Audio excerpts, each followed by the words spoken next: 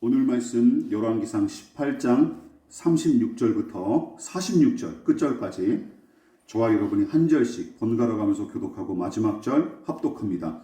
36절부터 제가 읽겠습니다. 저녁 소재 드릴 때에 이르러 선지자 엘리야가 나아가서 말하되 아브라함과 이삭과 이스라엘의 하나님 여호와여, 주께서 이스라엘 중에서 하나님이신 것과 내가 주의 종인 것과 내가 주의 말씀대로 이 모든 일을 행하는 것을 오늘 알게 하옵소서. 여호와여, 내게 응답하소서. 내게 응답하소서. 이 백성에게 주 여호와는 하나님이신 것과 주는 그들의 마음을 되돌이키심을 알게 하옵소서 하매. 이에 여호와의 불이 내려서 번제물과 나무와 돌과 흙을 태우고 또 도랑의 물을 핥은지라. 모든 백성이 보고 엎드려 말하되 여호와 그는 하나님이시로다. 여호와 그는 하나님이시로다 하니. 엘리야가 그들에게 이르되 바알의 선지자들을 잡되 그들 중 하나도 도망하지 못하게 하라 하매 곧 잡은지라. 엘리야가 그들을 기손 시내로 내려다가 거기서 죽이니라. 엘리야가 아합에게 이르되 올라가서 먹고 마시소서. 큰 비비 소리가 있나이다. 아합이 먹고 마시러 올라가니라. 엘리야가 갈멜산 꼭대기로 올라가서 땅에 꿇어 엎드려 그의 얼굴을 무릎 사이에 넣고 그의 사환에게 이르되 올라가 바다 쪽을 바라보라. 그가 올라가 바라보고 말하되 아무것도 없나이다. 이르되 7번까지 다시 가라. 7번째 이르러서는 그가 말하되 바다에서 사람의 손만한 작은 구름이 일어나나이다. 이르되 올라가 아합에게 말하기를 비에 막히지 아니하도록 마차를 갖추고 내려가소서 하라 하니라. 조금 후에 구름과 바람이 일어나서 하늘이 캄캄해지며 큰 비가 내리는지라. 아합이 마차를 타고 이스라엘로 가니. 다 같이 여호와의 능력이 엘리야에게 임함에 그가 허리를 동이고 이스라엘로 들어가는 곳까지 아합 앞에서 달려갔더라. 아멘. 말씀의 제목을 같이 한번 읽어보시겠습니다. 자, 시작. 여호와여 내게 응답하소서. 여호와여 내게 응답하소서라는 제목으로 하나님 말씀 전하도록 하겠습니다. 우상 선지자들의 제사와 엘리야의 제사가 다른 점이 무엇이었습니까? 크게 두 가지 다른 점에 대해서 우리가 살펴봤습니다. 엘리야는 분명한 자기 인식으로 제사를 드리며 하나님께 나아갔습니다. 이 부분이 중요했어요. 12개의 돌덩이로 무너진 제단을 다시 쌓고 12통의 물을 그 제단에 부었던 것은 자신과 이 백성이 하나님으로부터 말미암았음을 고백한 행위였습니다. 또한 본문은 야곱의 이름이 이스라엘로 변한 이유도 덧붙였는데 이스라엘 백성이 신령한 복과 은혜를 입은 민족임을 상기시키려는 의도였죠. 마지막으로 엘리야가 기도할 때는 그가 주님의 종으로서 제사하고 있을 뿐만 아니라 하나님을 높이는 것이 예배의 핵심이자 기본임을 보여주는 행위다라고 지적했어요. 이처럼 우리는 하나님의 피조물이자 타락한 죄인임을 인식하고 오로지 그 은혜를 힘입어 사는 존재임을 고백함과 동시에 하나님을 섬기는 그분의 종으로서 예배해야 마땅한 것입니다. 또한 엘리야는 두 번째로 무엇을 가지고 제사했습니까? 하나님을 아는 지식으로 하나님께 제사를 드렸습니다. 하나님이 어떤 분이신지 그분이 무슨 일을 행하셨는지 알고 제사했다라는 얘기죠. 그 사실을 여실히 보여주는 고백이 바로 무엇이었습니까? 아브라함과 이삭과 야곱의 하나님으로 하나님을 부른 것이죠.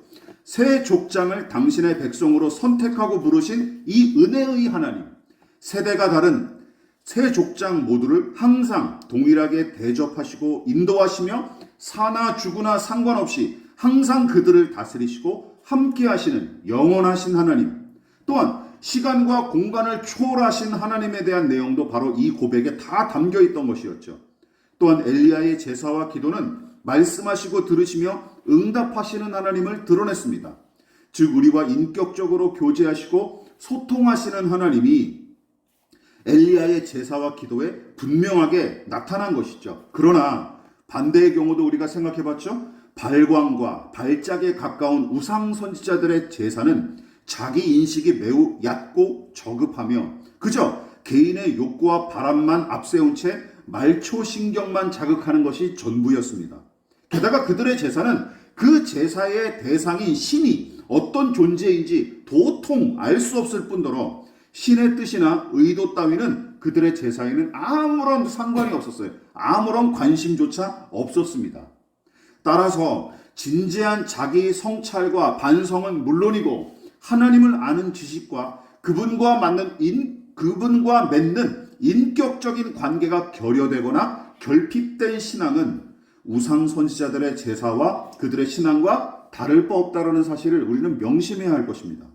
이처럼 엘리야의 제사를 통해 예배의 본질과 핵심에 관해서 우리가 대략 살펴봤다면 오늘은 하나님께 비를 내려주십사 간구했던 그의 모습을 통해 우리 신앙의 기도가 무엇인지 그 기도의 본질과 의의에 대해서도 살펴보도록 하겠습니다.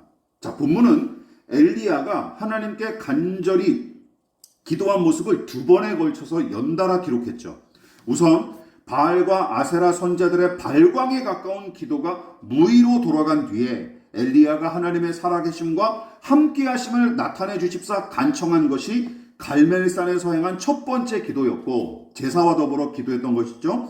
그 다음에 하나님은 물에 젖은 제단과 제물을 다 불로 태워버리심으로써 그의 기도에 응답하셨으며 이스라엘 백성은 그 놀라운 기적 앞에 두려워 떨며 납작 엎드릴 수밖에 없었고 우상 선지자들은 영적 대결에서 패배한 대가로 기손강에 끌려가 엘리야의 손에 죽임을 당합니다. 이 일에 대해서는 우리가 다음 설교에서 왜 이렇게 했는지에 대해서 살펴볼 예정이에요.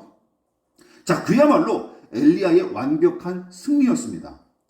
그런데 하나님의 불이 제단과 제물에 임한 거로 다 끝난 것이 아니었습니다. 더 중요한 문제가 남았죠. 여러분, 중요한 문제 뭐가 남았습니까? 아니, 3년 동안 가물어 메마른 땅에 불이 내린들 무슨 소용입니까? 지금 필요한 건 뭐예요? 불이 아니라 물이죠. 그렇지 않습니까? 가물어 메마른 땅에 불이 내린들 아무런 소용이 없어요. 정작 필요한 것은 동물과 사람이 먹고 마실 물입니다.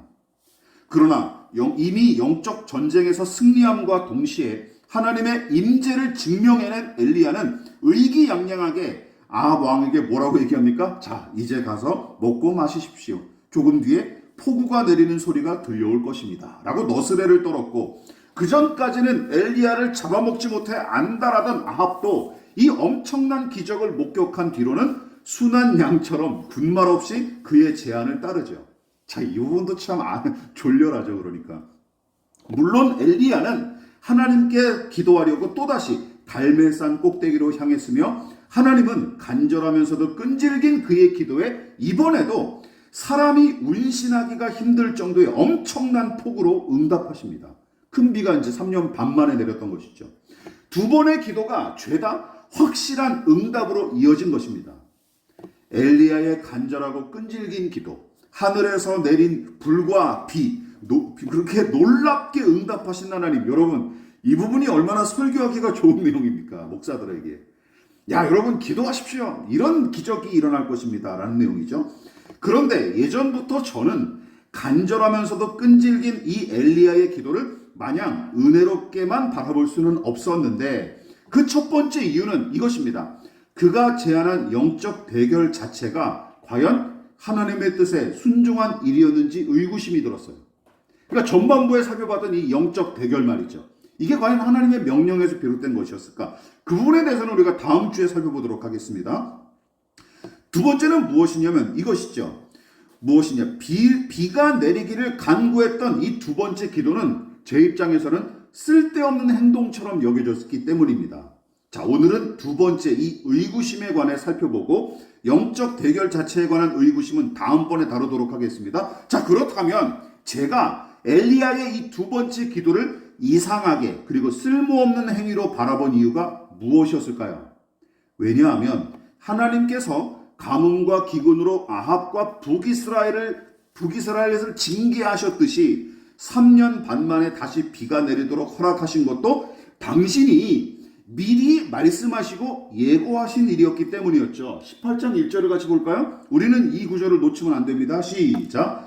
많은 날이 지나고 제3년에 여호와의 말씀이 엘리야에게 임하여 이르시되 너는 가서 아합에게 보이라. 내가 비를 지면에 내리라. 하나님이 결정하셨습니까? 안 하셨습니까? 이미 결정하셨어요.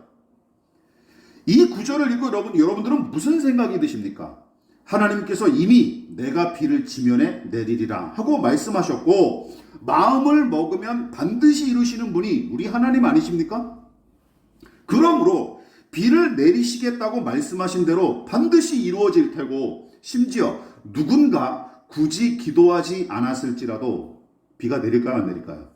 내리겠죠. 그렇지 않습니까? 그리고 단순한 도식으로 생각하면 하나님은 이미 내리기로 작정하셨으니까 누군가 기도를 하지 않아도 분명히 이 일은 이루어질 거란 말이죠.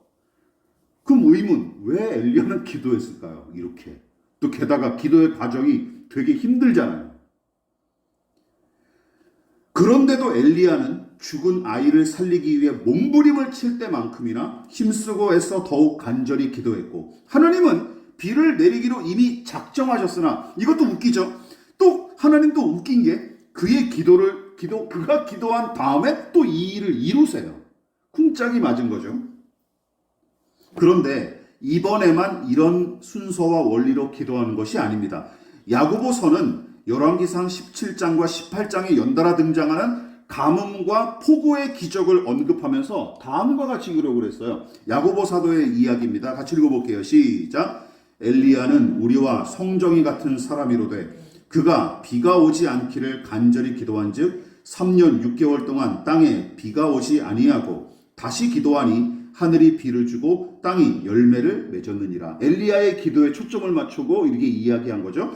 여러분, 야고보 사도는 성령의 감동을 힘입어 열왕기상 본문이 언급하지 않은 내용까지 덧붙였는데, 그 내용이 뭡니까?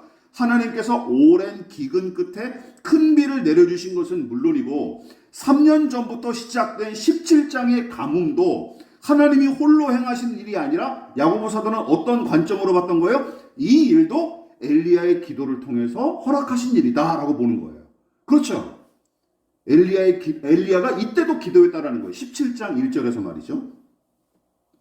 그러니까 하나님께서 비를 내려주시기로 작정하셨을지라도 엘리야는 간절히 매달려 기도했던 것처럼 이전에도 17장에서도 하나님은 이 백성을 징계하시기로 작정하셨고, 엘리야는 그때도 주의 뜻대로 이루어지이다 하며 기도했다라는 뜻입니다. 기도했다라는 거예요. 그때도 엘리야가 기도했다라는 거예요. 여러분 보십시오. 그런데 의아하지 않습니까? 앞서 제가 언급했다시피 하나님께서 가뭄으로 징계하시고 다시 비를 내리기로 작정하셨다면 굳이 엘리야가 번거롭고 힘들게 기도할 필요가 있었을까요? 그냥 작정하신 대로 이루시면 그만입니다. 그렇지 않습니까? 작정하신 대로 이루시면 그만이. 그런데 하나님은 비를 내릴 거로 말씀하신 다음에 곧바로 비를 내려주시기는커녕 굳이 엘리야가 기도한 뒤에 큰 비를 내려주셨고, 17장에서도 마찬가지죠. 가뭄을 통해 징계하기로, 이 백성과 아합을 징계하기로 결정하셨을 때도 엘리야에게 그 일에 대해 미리 말씀하신 후 그가 당신과 같은 심정과 뜻을 품고 기도한 다음에야 가뭄을 일으키셨던 게 틀림없습니다. 야고보 사도의 지적대로라면 이렇게 해석해야 옳죠. 그러니까 17장의 이 일과 18장의 큰 비, 가뭄과 큰 비가 내린 이 일들이 순서가 다 똑같습니다. 어떤 순서죠? 먼저 하나님께서 작정하시고 계획하시는 바를 엘리야에게 말씀하시고, 엘리야는 하나님의 말씀을 들은 대로 이루어지기를 바라면서 다시 하나님을 향해 간절히 기도하면 하나님은 그의 기도를 들으신 다음에야 원래 뜻하신 대로 가뭄으로 징계를 하시거나 아니면 다시금 단비를 허락하신 것입니다. 자, 여러분 이 말씀을 듣고 무슨 생각이 드십니까? 저는 하나님 참 복잡하게 일하시네요 라고 생각했어요. 하나님 참 복잡하게 일하시네요. 솔직히 이 중간 과정은 건너뛰어도 아무 문제가 없지 않습니까? 솔직히 엘리야의 기도가 무슨 필요가 있습니까? 그렇잖아요. 혹시 이렇게 생각하십니까? 여러분, 그냥 하나님이 작정하신 대로 밀고 나가시면 그만입니다. 혹시 여러분은 하나님에 대해서 이렇게 생각하세요? 하나님이 엘리야의 도움을 받으시려나? 여러분, 사람처럼 누군가의 기도나 협력이 없으면 아무 일도 못하시는 분이 하나님이십니까? 그런 하나님은 믿을 필요가 없죠. 그런 하나님은 사람의 손으로 만든 우상단지와 다를 게 하나도 없을 뿐더러 사도 바울이 지적한 것처럼 지혜와 능력이 모자란 탓에 사람의 손을 필요로 하는 신이라면 차라리 안 믿는 게 낫죠. 그렇지 않습니까? 그런 신이라면 안 믿는 게 낫죠. 기도할 때 저는 제일 재수없는 사람들이 누구냐면 신령하다고 자처하는 사람들이 자기가 기도하지 않으면 하나님도 안 움직이신다고 손쉽게 떠버리는 사람들이에요. 미친 사람들 같아요. 예. 자신이 허락해줘야 하나님이 일하신다는 것처럼 얘기하는 거죠. 말도 안 되는 얘기입니다. 예. 여러분, 나는 스스로 있는 자이니라 하고 말씀하신 하나님은 당신 스스로 세상과 만물을 창조하고 다스리시며 당신이 작정하신 뜻은 홀로 넉넉히 이루시는 하나님이십니다. 믿으십니까? 이 믿음이 우리 신앙의 근간이 되어야 돼요. 그렇다면 하나님께서 엘리야에게 말씀하시고 굳이 그가 기도한 다음에 일하신 까닭은 무엇일까요? 분명합니다. 이 이유 때문입니다.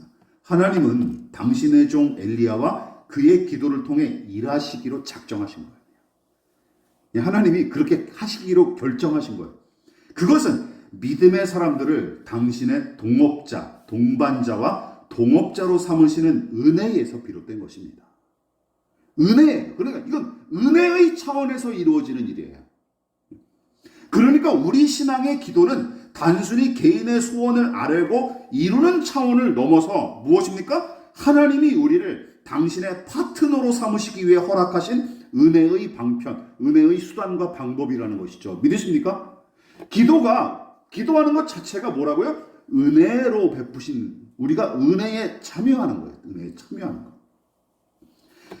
그러므로 하나님의 일에 참여하기 위해 기도하는 것 자체가, 잘 들어보십시오. 하나님 편에서는 당신 자신을 기꺼이 낮추셔야 가능한 일이고, 기도하는 그 사람은 하나님의 동업자이자 동반자로서 높임을 받고 있는 셈입니다. 기도할 때 어떤 일이 일어나는 거예요? 하나님이 당신을 낮추시는 거예요. 우리는 하나님이 높여주시는 거예요. 이게 바로 기도하는 행위 자체에 들어있는 은혜라는 거예요. 은혜와 영광입니다. 여러분, 믿음으로 거듭나 하나님의 자녀가 되는 건 못지않게 영광스러운 일 아닙니까? 기도할 때 하나님은 오히려 당신을 낮추시고 우리를 높여주세요. 당신의 동반자와 동업자로 삼으시기 위해서 기도를 허락하신 것 아니겠습니까? 여러분, 그러므로 엘리야는 독립투사처럼 의무감과 책임감만으로 기도한 게 아닙니다. 하나님의 일에 참여한다는 영광과 보람과 기쁨도 함께 작용했던 것이죠.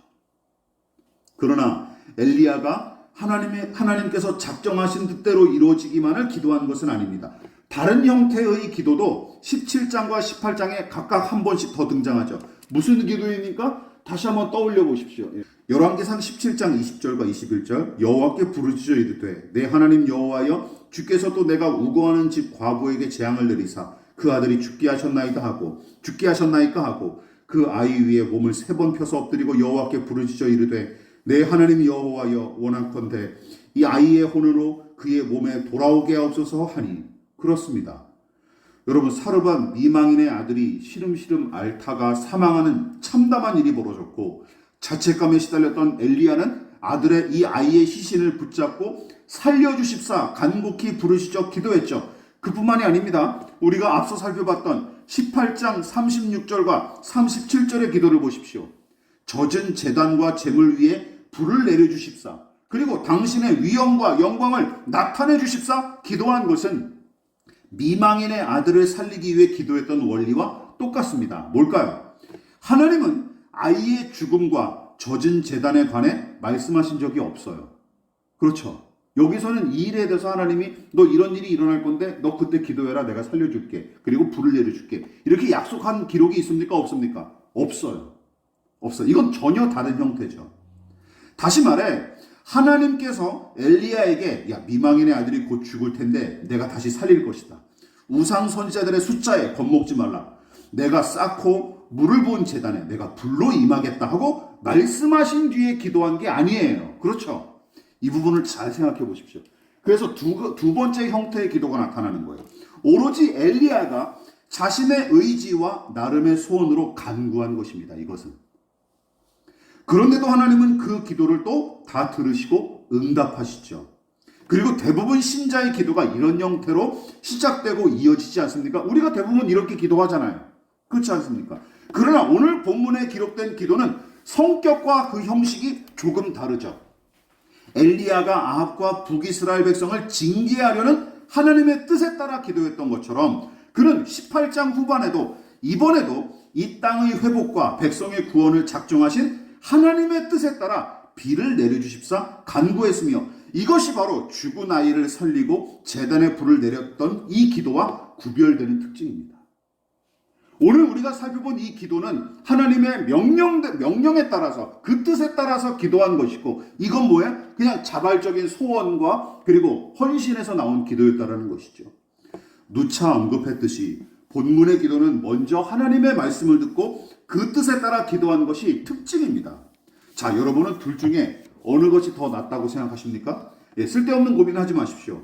자식이 되도록 부모의 말을 존중하고 순종하면 좋지만 애초에 제 생각과 고집만 내세우면서 부모의 말을 무시하거나 반대로 어린애처럼 부모의 생각과 결정만 의존하는 것 자체 모두 문제 아닙니까? 다 문제죠. 그럼 엄마 아빠가 결정해줘야 그냥 자기도 선택하는 그런 결정 장애를 지닌 사람처럼 하는 것도 문제고 또 부모의 말을 깡그리 무시하는 거 둘 다 문제죠.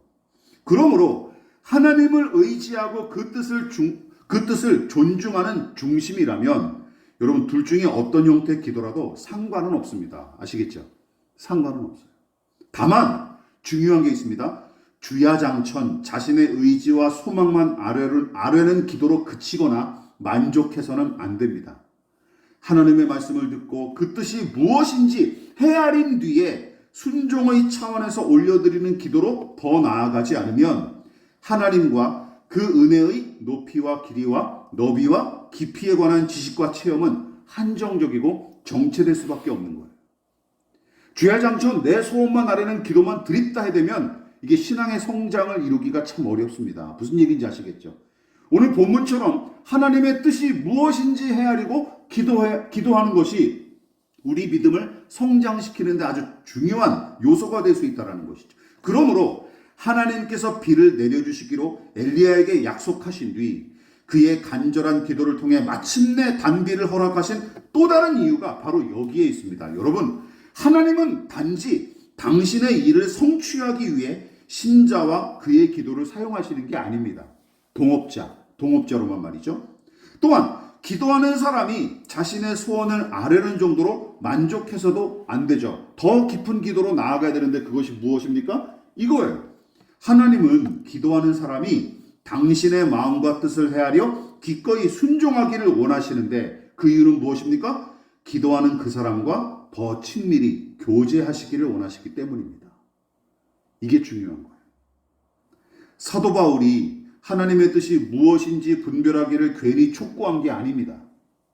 하나님의 말씀을 듣고 그 뜻을 헤아린 엘리야는 자기의 뜻이 하나님의 뜻에 맞춰지기를 바라며 기도했을 뿐만 아니라 이 기도의 수고를 통해서 하나님의 마음에 합한 자로 서는 은혜를 누렸던 것이죠. 그래서 간절히 힘을 다해 7번이나 반복해서 기도한 것입니다. 이 수고를 통해 점점 자기의 뜻이 하나님의 뜻에 맞춰져 갔던 것이죠. 재앙을 내릴 때도 17장에서 재앙을 내릴 때도 마찬가지였겠죠. 하나님 왜 하필 재앙을 내리십니까? 그런 의문을 품지 않았겠습니까? 엘리야가 사람이라면, 정상적인 사람이라면. 그런데도 징계하시기로 작정하신 하나님의 뜻에 기도하면서 자기의 뜻을 서서히 맞춰갔을 거예요. 이게 기도의 능력과 신비입니다. 또한 엘리야가 기도했던 자세와 모습에서도 기도의 원리와 교훈이 담겨 있습니다. 여러분 이쯤에서 생각해 보십시오. 우상 선지자들의 발광과 극단적인 희생과는 거리가 멀었지만 엘리야의 제사도 열심과 정성과 격식을 깡그리 무시하지 않았죠.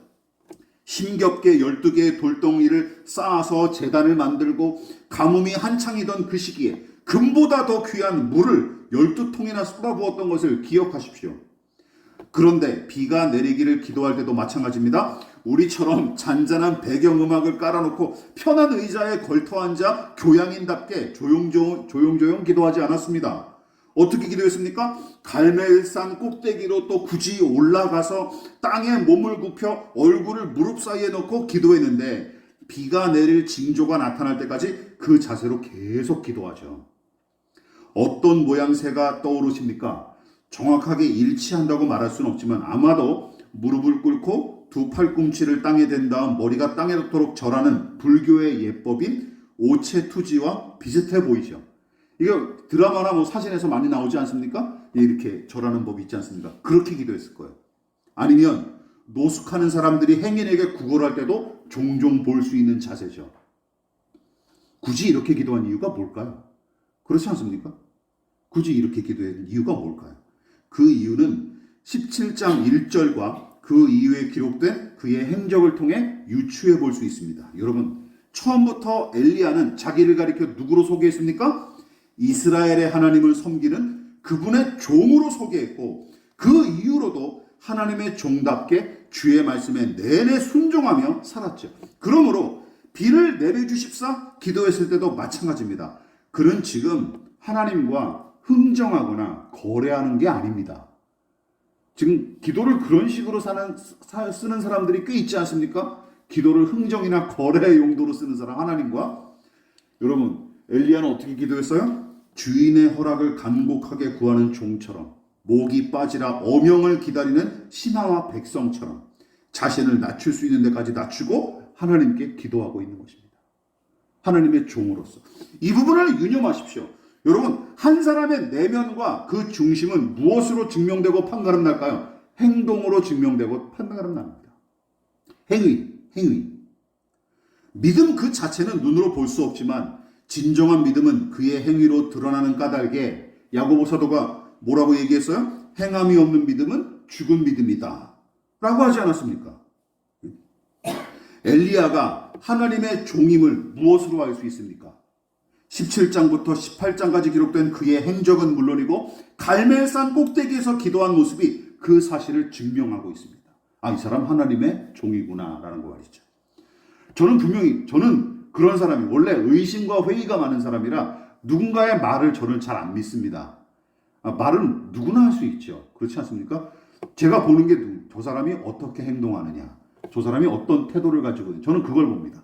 제 가까운 사람들부터 뭐 처음 만나는 사람들까지 다 행동을 보고 판가름합니다. 시간이 걸리더라도. 저는 말을 안 믿습니다. 살아보니까 말을 믿으면 안 되더라고요. 조심하십시오. 조심하셔야 됩니다. 여러분, 지금 그는 종으로서 자신을 낮추고 하나님께 구걸하는 중입니다. 믿으십니까? 종으로서. 하나님을 무슨 빚을 진 채무자처럼 취급하고 제 권리를 주장하는 식으로 기도하지 않습니다. 엘리야가 하나님을 종으로서 제사하고 기도했듯이 여러분, 우리도 하나님의 자녀임과 동시에 그분의 종으로서 예배하고 기도해야 마땅합니다. 믿으십니까? 여러분, 기도는 구걸의 행위예요. 그러니까 쉽게 얘기하면 하나님께 구걸하는 게 기도예요. 그럼 구걸하는 사람이 자기 권리와 주장을 내세울 수 있습니까? 조금 준다고 막 불평불만할 수 있어요? 그건 구걸하는 자세가 아니죠. 그렇지 않습니까? 박완서 작가님의 산문집에 이런 글이 있습니다. 요나서 말씀을 가지고 이분이 이렇게 해석을 했어요. 제가 읽어보겠습니다. 그러나 죽을 죄를 짓고 용서받으려면 먼저 죽는 신용이라도 해야지. 편안하게 숨어서 보호받고 있는 범인을 용서할 수 있는 아량을 보통 사람에게서는 기대할 수 없다. 그렇죠. 사람보다 너그럽고 사람의 마음을 속속들이 꿰뚫어 보시는 하느님도 타락한 니느웨 사람들이 마음속으로 회개한 것만으로 용서하시진 않았다. 높은 사람 낮은 사람 할 것 없이 모든 사람들이 굵은 베옷을 입고 잿더미에 앉아 단식하는 모습을 보시고서야 용서하셨다. 그렇죠. 저는 일리 있는 얘기라고 생각합니다. 다 정확히 맞는다라고 얘기할 수 없지만 일리 있는 얘기라고 생각합니다. 미안한데 전혀 표정과 눈빛이 행동이 미안한 게 아니에요. 그럼 그럼 미안하다는 말이 효력이 있습니까? 안 되죠. 안 되죠. 하나님의 종답게 기도하는 엘리야. 그리고 하나님은 그 기도를 기쁘게 받으시고 응답하시죠. 말씀을 마무리하도록 하겠습니다. 여러분, 앞서 언급했듯이 엘리야의 믿음이 제 아무리 크고 견고할지라도 그의 기도가 하나님 앞에 귀하게 사용되었을지라도 우리의 진정한 본보기이신 예수님만큼은 아니죠. 세상과 죄인의 구원을 위한 하나님 아버지의 동업자이자 동반자로서 당신의 바람보다 결국은 아버지의 뜻이 이루어지기를 바라셨던 우리 예수님. 그리고 아들로서 아버지 앞에 겸손히 당신을 낮추시고 기도하신 예수님을 생각해 보십시다. 엘리야의 기도의 모델이 바로 예수님이세요. 엘리야의 기도에서 우리는 예수님의 기도를 보게 됩니다. 마지막 마태복음 26장 39절 같이 읽어보고 마무리하도록 하겠습니다. 읽어볼까요? 시작. 조금 나아가사 얼굴을 땅에 대시고 엎드려 기도하여 이르시되 내 아버지여 만일 할만하시거든 이 잔을 내게서 지나가게 하옵소서. 그러나 나의 원대로 마시옵고 아버지의 원대로 하옵소서 하시고. 오늘 지금까지 제가 설교를 통해 풀어놨던 그 장황한 내용이 이 한 구절에 다 담겨져 있지 않습니까? 인터넷에서 무엇이든 찾아볼 수 있고 무슨 질문이든 다 대답해주는 시대가 되었습니다. 굳이 하나님을 의지하여 기도할 필요가 없을 정도로 그럭저럭 누구나 대부분 안락함을 유지하는 시대가 되었죠. 그래서 교회를 다닌다고 이야기하는 신자들조차 기도하기를 힘겨워하고 꺼름칙하게 여기는 시대가 되었습니다. 혹은 반대로 신령하다고 자부하는 사람들이 보여주는 광기 어린 기도와 그들의 몰지각한 자태, 성령의 기도를 통해 성령의 열매를 나타나기는커녕 무당의 주문과 흡사한 기도에 많은 신자들이 진저리가 난 시대입니다. 저렇게 기도하느니 차라리 안 하는 게 낫겠다 하는 사람들도 꽤 있어요. 여러분도 혹시 기도에 대한 염증을 느끼고 계십니까? 그리고 귀찮고 버겁고 불필요한 행위처럼 여겨지십니까? 그래서 기도를 중단하셨습니까? 새끼 밥 먹는 일도 힘겹기는 마찬가지지만 지겹고 힘들다라는 이유로 밥 먹는 일을 중단하는 멍청한 사람은 거의 없을 거 아닙니까? 기도를 내 영혼의 호흡처럼 귀히 여기고 하나님과 소통하는 방법임을 확신한다면 섣부르게 기도를 쉬거나 중단하는 짓은 감히 하지 않을 것입니다. 무엇보다 여러분 기억하십시오. 예수님이 기도하셨습니다. 이 사실 앞에 어떤 핑계도 무의미합니다. 믿으십니까? 모든 것을 다 아시고 모든 일을 다 하실 수 있는 하나님의 아들께서도 아버지께 엎드려 기도하셨습니다. 이거 앞에 무슨 핑계를 댑니까? 그렇지 않습니까? 여러분, 기도의 길이 저와 여러분 앞에 놓여 있습니다. 저와 여러분 그 길로 걸어가시기를 진심으로 기원을 드립니다. 지금은 우리를 위하여 십자가에 몸버려 피 흘려 돌아가신 예수 그리스도의 한량없으신 은혜와 하나님 아버지의 지극하신 사랑하심과 성령 하나님의 영원한 사귐이 오늘 이 시간 하나님의 뜻이 무엇인지 헤아리고 그 선하시고 기뻐하시고 온전하신 뜻을 따라 기도하며 살아가기를 간구하여 겸손히 머리 숙인 사랑하는 성도들의 머리머리 위에 저들의 가정과 직장과 사업장과 학업과 장래 가운데 이 나라의 민족과 한국교회와 저 북녘의 동포들과 세계와 열방 가운데 지금부터 영원히 함께 하시기를 간절히 축원하옵나이다. 아멘.